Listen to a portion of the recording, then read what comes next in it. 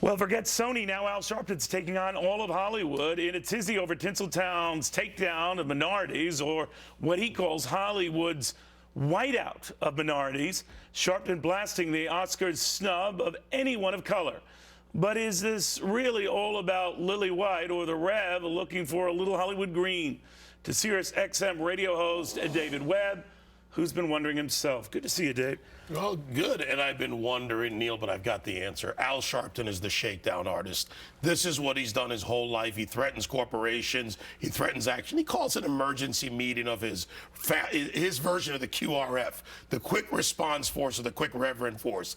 He goes to Ferguson. He gives a press conference. He doesn't go back. I do. Fox does. Nobody else in the country does. You know why he didn't go back?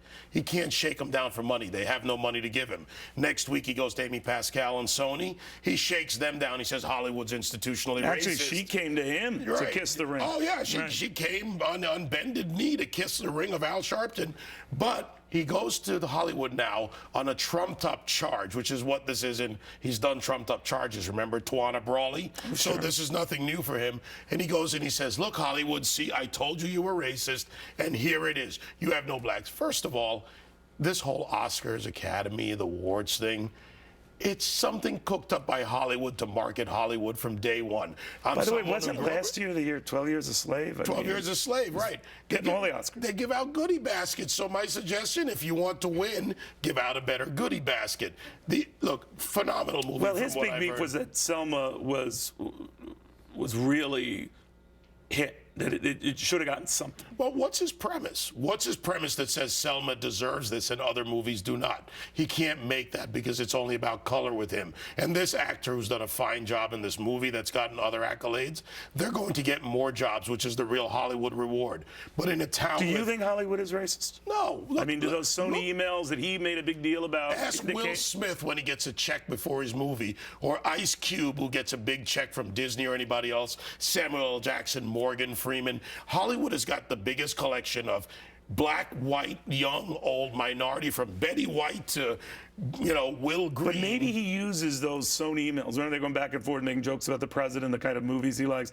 That he comes back and says, I know it's in your DNA. But think about it. The joke was even a farce. Somebody made a crack about Django and the president, not about blacks. That was it. That was a joke. Yeah. We make jokes. You make jokes about pastry, and I say I'm not African American. I'm black. So what's the big deal? Well, then let me ask you then, as an African American, looking at all of this, as a black man, do you? It's fine. Don't get an attitude with me. I'm just asking.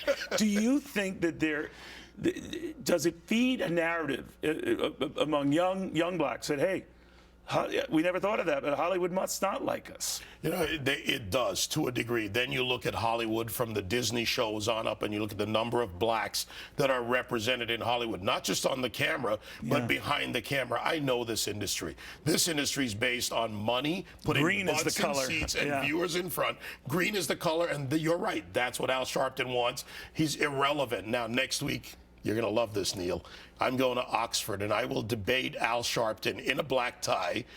I'll be in my tux at Oxford. America's institution... What are you debating? What are you... The proposition put forth that America is institutionally racist, and on our side in opposition, myself, my friend Charlie Wolf, and Joe Hicks, and we will go out there and we will defend America against Al Sharpton. Who's with Al Sharpton? He's got an ex-Black Panther and a comedian with him. I don't remember their names right now. And a comedian? Some comedian, some I don't know, Oxford chosen. You are really getting to be a big deal. You're going to Oxford, I'm going to Sharpton, because he won't debate me here. And does he know you're going to be there? Obviously he does. Yeah. He'd already accepted. I wonder if he'd have accepted if I was there first. Now, what are the rules for this thing? Parliamentary style debate. We each have our time. We present, we can interject. The speaker has to accept. Very straightforward. The good thing about this, I come from a family of debaters. I did it in high school. My cousin was a national champ. Watch out, Al Sharpton.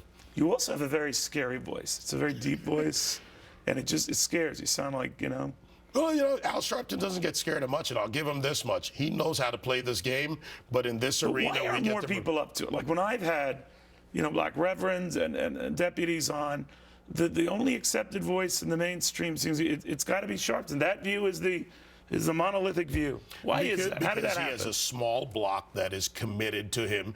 And frankly, he has a group of people that have given their unyielding support to one side, the Democrats. But he's always in Oval Office meetings. He's with the mayor. I mean, it's. But he serves a purpose. He sits at the right hand of the president, the go-to man on race. He sits at the right hand of Bill de Blasio, the go-to man for Bill de Blasio. This is about the progressives using a group of people to push their agenda. It's not just black. It's using whoever's necessary. Al Sharpton is the black ringmaster for them. Now, the dirty little secret they don't want you to know, the black community is not a monolithic bloc.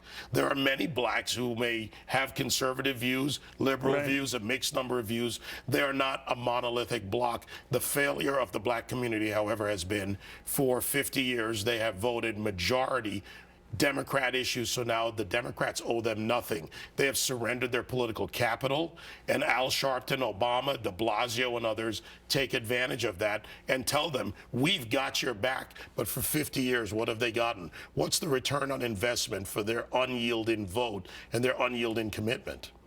Very well put. Man, we got to get a camera at this Oxford thing. Man, David, thank you. David Webb.